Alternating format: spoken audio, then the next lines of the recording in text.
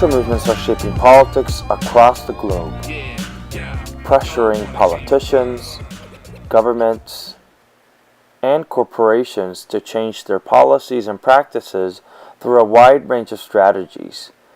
These include protests, shaming tactics, civil disobedience, and even violence. This course focuses on the politics of social movements. We will pay particular attention to transnational social movements and how they shape global governance. Students will learn about how social movements emerge, evolve, survive, and shape and are shaped by politics. But before we delve into the topic of the course, let's briefly review the course objectives and how we will accomplish them.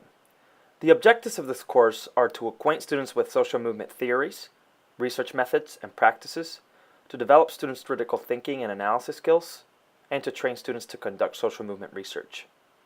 A student will meet the course objectives by reading the works of prominent social movement scholars and recent scholarship in the field of social movement, international relations, and social science research. Moreover, students will meet the course objectives by engaging in critical analysis through writing assignments, analytical exercises, and by designing a research proposal for the study of a social movement or movements of their own choosing. Students will find the guidelines for these assignments on our course website and are encouraged to consult the course instructor early and frequently with any questions that they might have. As they say back home, the worst question is the one you don't ask. After completing this course, students will be able to discuss literature on social movements and apply research methods to the study of social movements. Students are not expected to have any prior knowledge of movements to take this course. This course begins by reviewing prominent definitions of social movements. We want you to know what a social movement is and what it isn't. You've probably heard of social movements, you've seen them, you might have even been part of one. And now you'll have an opportunity to learn about the ways in which social movement scholars have defined movements. Students in this course will think critically about movements and differentiate them from other modes of political agency. This first lecture reviews definitions of movements, their commonalities, ways of differentiating them, other forms of agency often confused with movements, a brief history of their emergence, how they're organized, and their transnational variant, transnational social movements. So let's begin. What is a social movement? There's no perfect answer to this question. As is the case with many other concepts in the social sciences, there is little consensus around a particular definition of movements. So let's review how previous scholarship defines social movements. Doug McAdam and David Snow provide a widely used definition of movements. They define them as loose collectivities acting with some degree of organization, temporal continuity, and reliance on non-institutional forms of action to promote or resist change in the group, society, or world order of which it is a part. More recently, David Snow published an entry in an encyclopedia of social movements in which he defined movements as collective actions through which aggrieved collectivities give voice publicly to various grievances and press relevant authorities to attend the associated claims and or demands. Yet, a definition that has gained considerable attention in social movement studies is the following. Social movements are socially mobilized groups engaged in sustained contentious interaction with power holders in which at least one actor is either a target or a participant. As mentioned before, defining movement is a matter of debate. We will return to this debate in later sessions.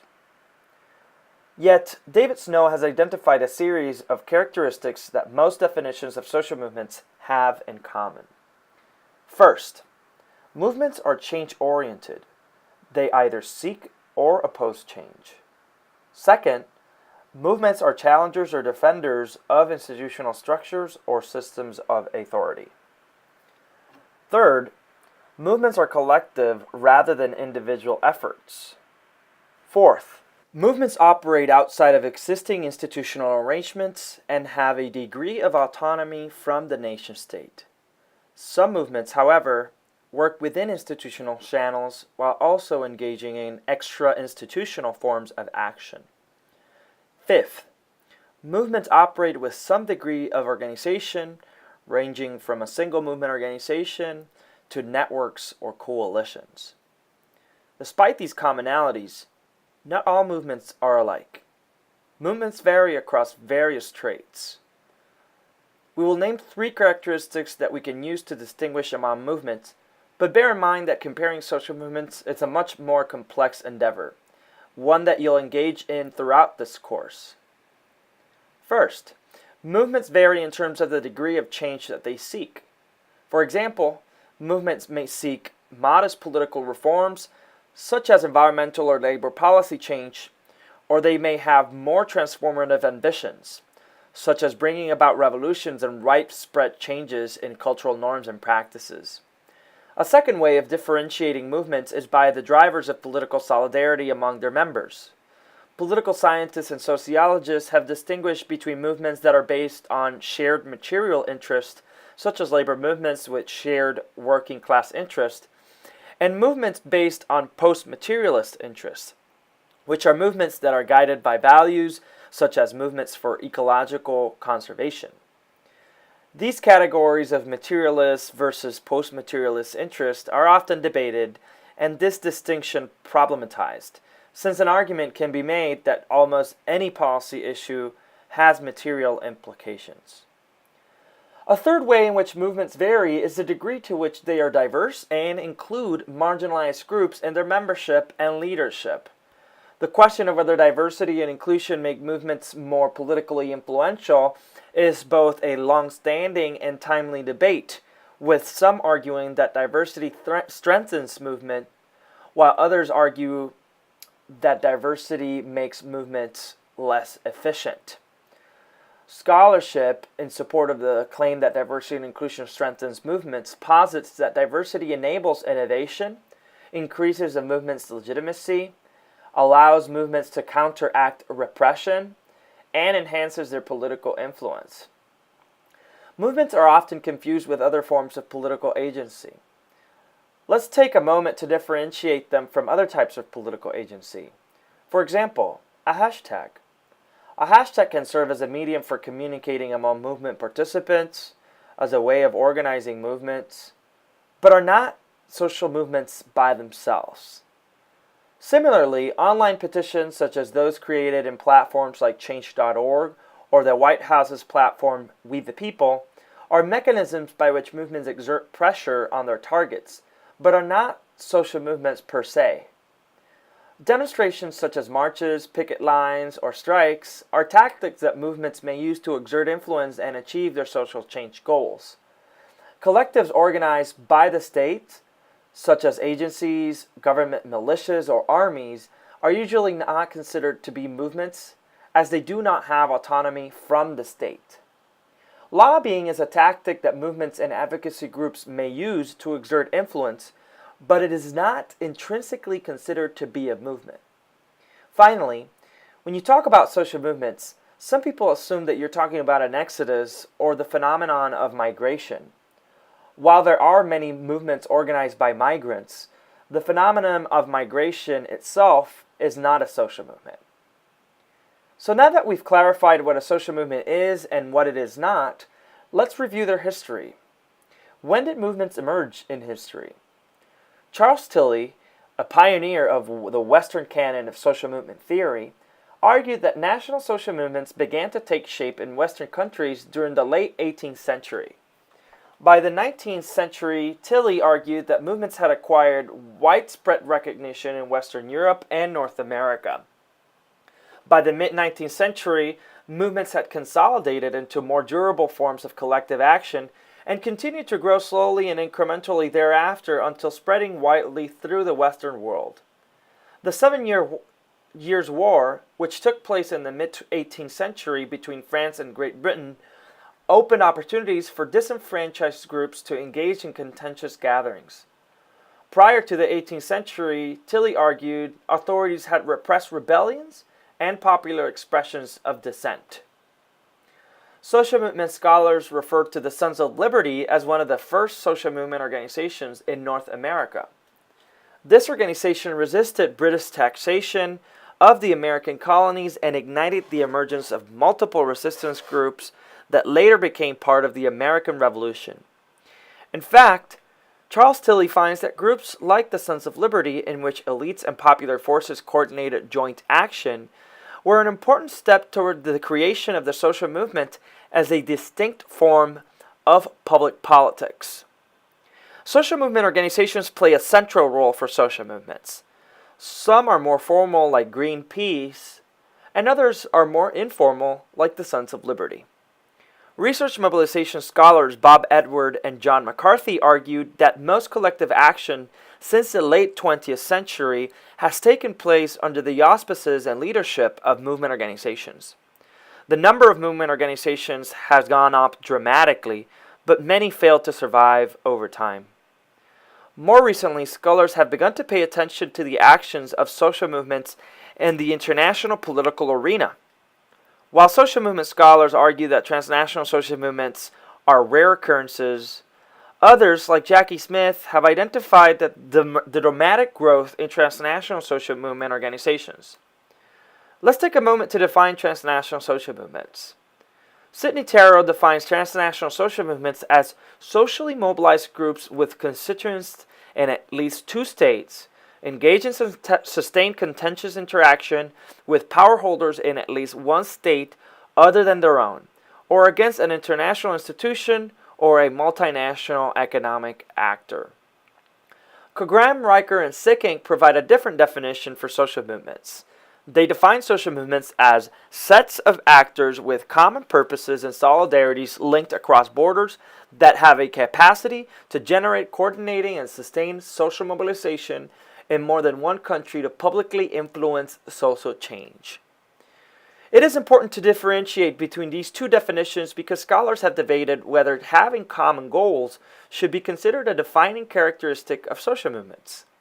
Sidney Tarrow argues that defining movements in terms of their social change goals may lead to the danger of including institutionalized, passive, and service-oriented groups within the definition of social movements.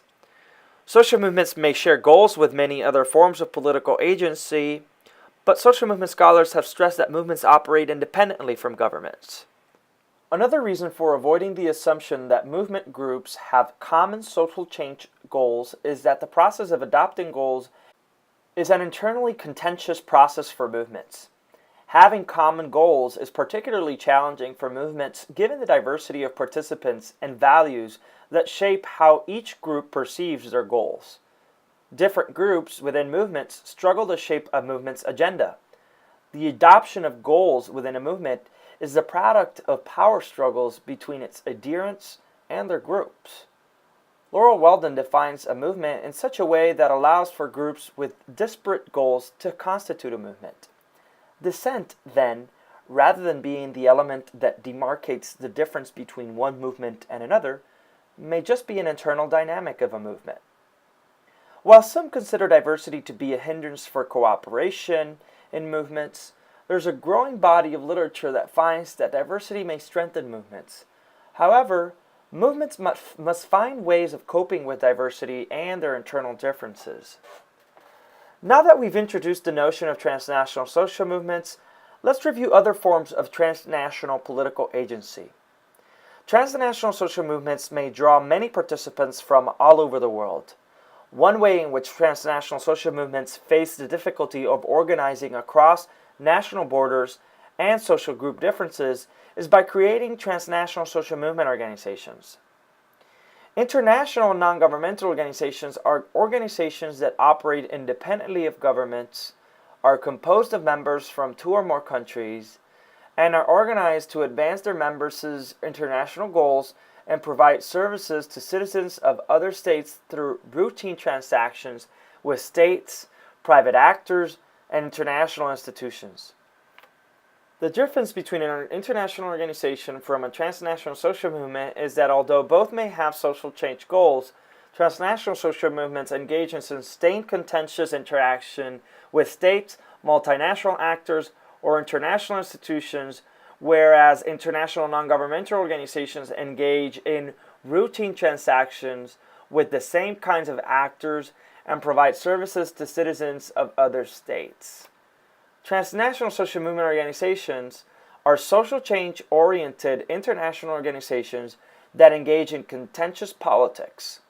As you can see in this graph, the number of transnational social movement organizations has grown dramatically over the past 20 years, and that is the case across all issue areas, which include global justice, right-wing movements, development, peace, the environment, women's rights, and human rights. Transnational advocacy networks are not alternatives to social movements or international non-governmental organizations. On the contrary, they can contain them in the loose way that networks contain anything, as well as containing governmental agents in either their official or unofficial capacities. They are the informal and shifting structures through which NGO members, social movement activists, government officials, and agents of international institutions can interact and help resource-poor domestic actors to gain leverage in their own societies. Transnational advocacy networks are the most informal configuration of non-state actors. Margaret Keck and Catherine Sicking define transnational activist networks in their widely read book, Advocacy Beyond Borders, as sets of actors linked across country boundaries, bound together by shared values, dense exchanges of information and services, and common discourses. While some networks are formalized, most are based on informal contacts. The essence of network activity is the exchange and use of information. Networks do not involve either sustained coordination of tactics, as with coalitions, or mobilizing large numbers of people in the kind of activity we associate with social movements. Transnational campaigns are shared strategies or sets of tactics to publicly influence social change. Transnational coalitions are sets of actors linked across country boundaries who coordinate transnational campaigns. Such coordination of tactics requires a more formal level of contact than a network because groups usually need to meet to identify and agree upon these shared tactics, to strategize about how to implement the campaign, and to report regularly to each other on campaign progress. The coordinated strategy or tactic can be non-institutional, such as a boycott, but transnational coalitions, like domestic social movements, frequently blend institutional and non-institutional tactics. Most social movement scholarship finds movements to have some form of political influence. There are others, however, who believe that movements, relative to other actors, processes, and institutions, do not have significant impacts. Despite the recent growth of the study of the political consequences of social movements, the field still has some limitations.